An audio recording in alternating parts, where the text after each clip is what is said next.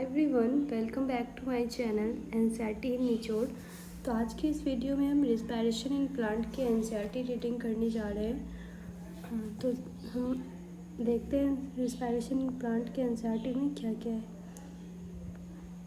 Question इस point से आता नहीं है तो इसको क्रॉस मार्क कर दें, ठीक है। जहाँ से आते हैं वो हम वहाँ पढ़ते हैं। क्वेश्चन आएगा आपका ग्लाइकोलिसिस से। Glycolysis. The term glycolysis has originated from Greek word glykos for sugar and lysis for splitting. The scheme of glycolysis was Gustav Embeded, Otto Meyerhof and J. Parnas, and it is also referred to as a EMP pathway.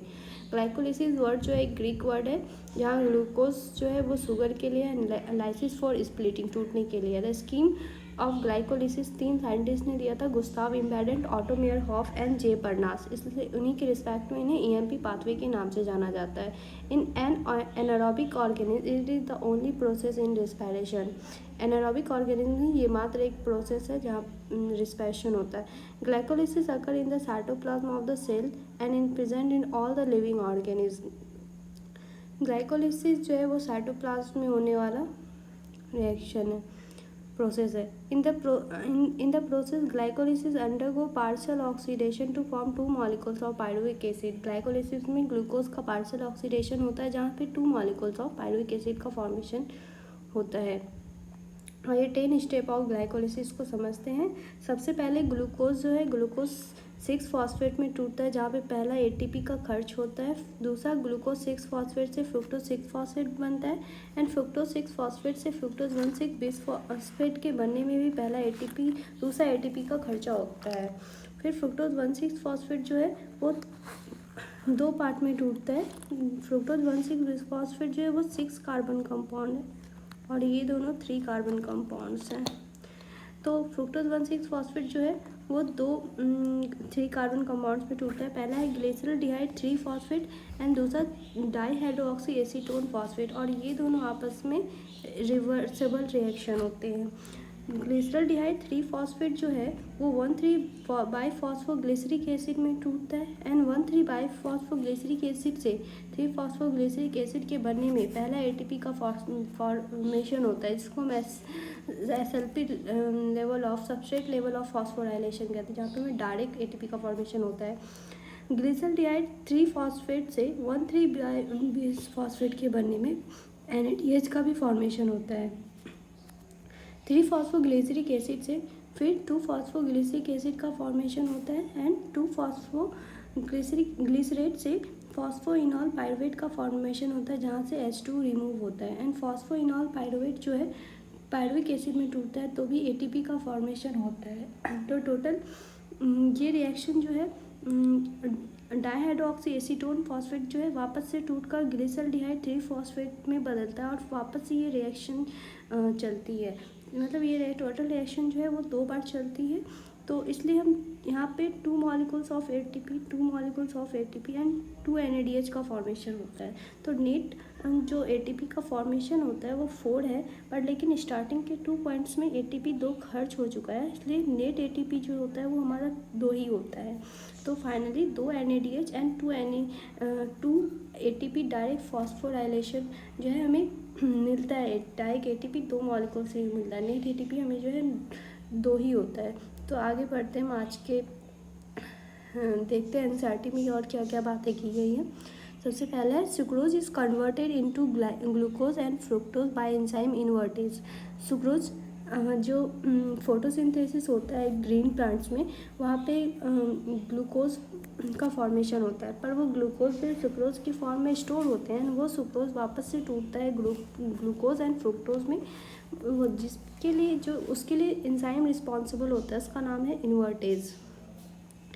And 2 monosaccharides radially enter the glycolysis pathway, और यही glucose and fructose जो है वापस से आता है हमारे glycolysis में इंटर करते हैं। The glucose and fructose are phosphorylated and give glucose 6 phosphate and active by enzyme hexokinase. Glucose को ग्लूकोज 6 फॉस्फेट के बनने में जो एंजाइम यूज़ होता है उसका नाम हेक्सोकाइनेज है। ये इंपॉर्टेंट है, ये प्रीवियस ईयर नीट के क्वेश्चन में आ चुका था. Phosphorylation form the glucose then isomerisation to produce fructose 6 phosphate. Subsequently step metabolism glucose and fructose are same. यहाँ पे जो है ना कुछ उतना खास इंपॉर्टेंट बात है नहीं, यहाँ से पढ़ते हैं.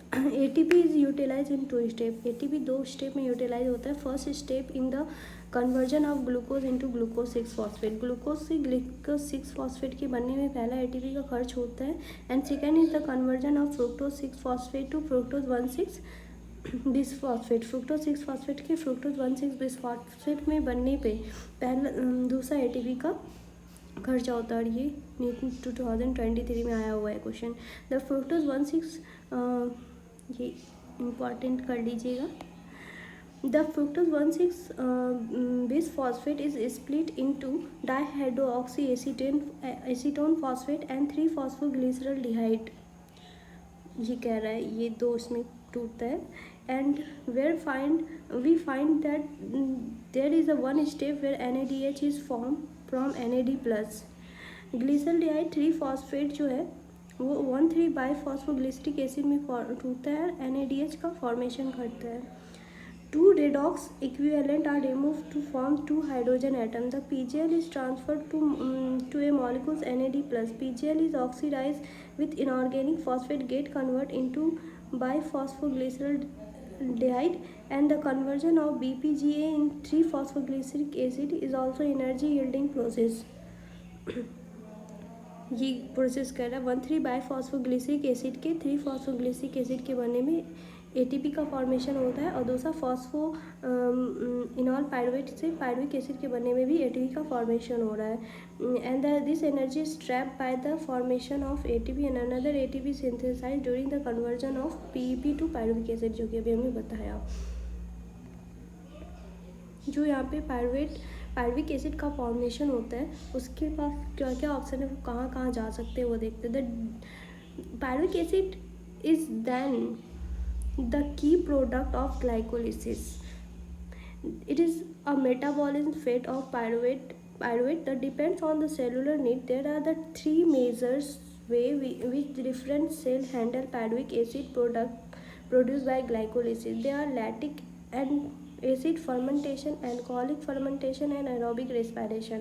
ग्लाइकोलिसिस से जो पायरुविक एसिड का फॉर्मेशन होता है वो उसके पास 3 ऑप्शन होता है. या तो वो लैक्टिक फर्मेंटेशन से लैक्टिक एसिड का फॉर्मेशन कर ले, या तो वो अल्कोहल फर्मेंटेशन से एरोबिक अल्कोहल का फॉर्मेशन कर ले, या तो वो एरोबिक रेस्पिरेशन में चला जाए जहाँ पे वो CTS साइकिल्स और लिंक रिएक्शन देखने के लिए मिलेगा. Fermentation takes place under the anaerobic condition. Fermentation जो है वो anaerobic condition in many prokaryotes in unicellular eukaryotes में देखने के लिए मिलता है. For the complete oxidation of glucose CO2 and H2O, however, organisms adopt Krebs cycle, which is also known as aerobic respiration. This require O2 supply.